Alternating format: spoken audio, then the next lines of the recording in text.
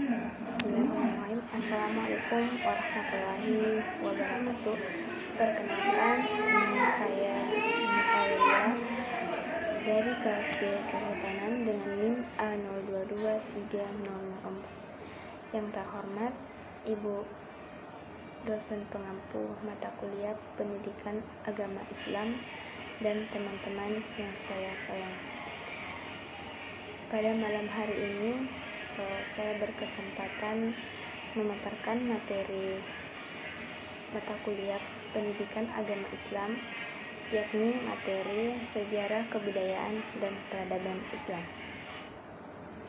Sejarah berasal dari bahasa Arab, yaitu sejarah yang berarti pohon atau silsilah.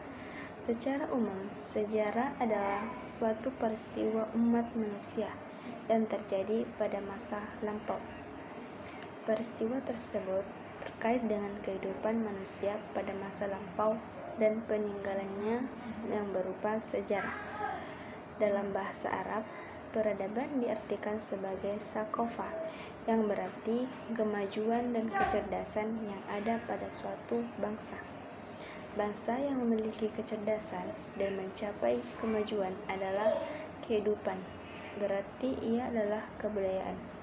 Kata kebudayaan berasal dari kata budaya, yang berarti pikiran atau akal budi. Kebudayaan dapat diartikan sebagai hasil kegiatan dan penciptaan dari batin atau akal budi manusia, seperti kepercayaan, kesenian, dan adat istiadat. Selain itu, kebudayaan juga berarti keseluruhan pengetahuan manusia sebagai makhluk sosial yang digunakan untuk memahami lingkungan serta pengalamannya, dan yang menjadi pedoman adalah tingkah lakunya. Menurut Konjaraningrat, kebudayaan terdiri dari 7 unsur atau komponen, yaitu yang pertama, sistem religi dan upacara keagamaan. Yang kedua, sistem organisasi kemasyarakatan. Yang ketiga, sistem pengetahuan. Yang keempat, sistem mata pencaharian hidup. Yang kelima, sistem teknologi dan peralatan. Yang keenam, sistem bahasa. Dan yang ketujuh, sistem kesenian. Kemudian dari ketujuh unsur atau komponen ini tentunya akan memunculkan berbagai macam artefak yang digunakan pada masa sekarang ini. Contohnya artefak gedung. Konjara Diningrat berpendapat bahwa ada 3 wujud kebudayaan. Yang pertama yaitu wujud kebudayaan sebagai unsur kompleks dari ide, gagasan, nilai, norma, dan peraturan. Wujud kebudayaan berupa ide, termasuk wujud kebudayaan rohani yang dapat dirasakan, tetapi tidak dapat dilihat dan diraba, seperti adat istiadat, filsafat, dan ilmu pengetahuan. 2. Wujud kebudayaan sebagai kompleks aktivitas kelakuan berpola dari manusia dalam suatu masyarakat. Wujud kebudayaan berupa pola kelakuan manusia dapat dirasakan dan dilihat, tetapi tidak dapat diraba, seperti gotong royong sebagai wujud kebudayaan badania. Wujud yang terakhir yaitu wujud kebudayaan sebagai benda-benda hasil karya manusia. Wujud kebudayaan berupa benda-benda hasil karya manusia dapat dilihat, dirasakan, dan diraba, seperti bangunan, kendaraan bermotor, jembatan dan rumah ibadah. Materi selanjutnya yaitu periodisasi sejarah peradaban Islam.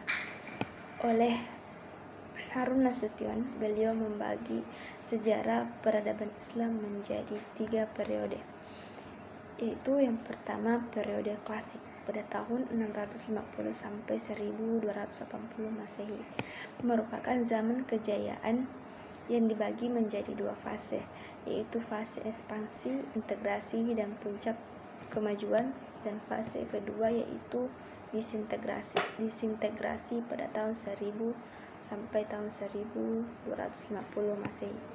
Pada fase disintegrasi, kekuasaan politik Islam mulai pecah yang ditandai dengan kemunculan dinasti-dinasti kecil sehingga dunia Islam menjadi lemah.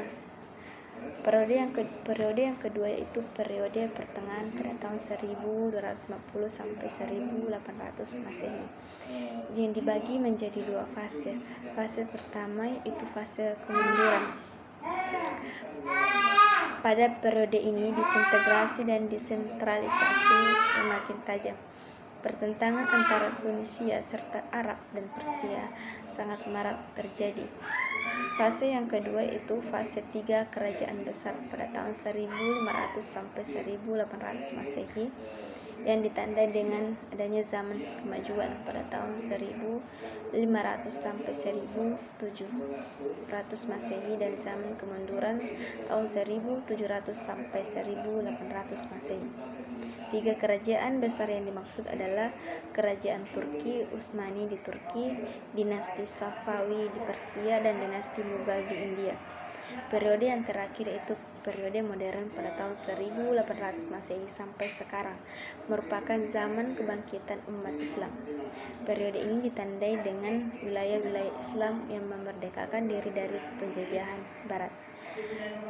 Selain menyatakan diri sebagai negara yang berdaulat, dari wilayah-wilayah tersebut muncul beberapa pembaruan pemikiran Islam. Demikian materi yang bisa saya sampaikan, kurang lebihnya mohon dimaafkan. Wassalamualaikum warahmatullahi wabarakatuh.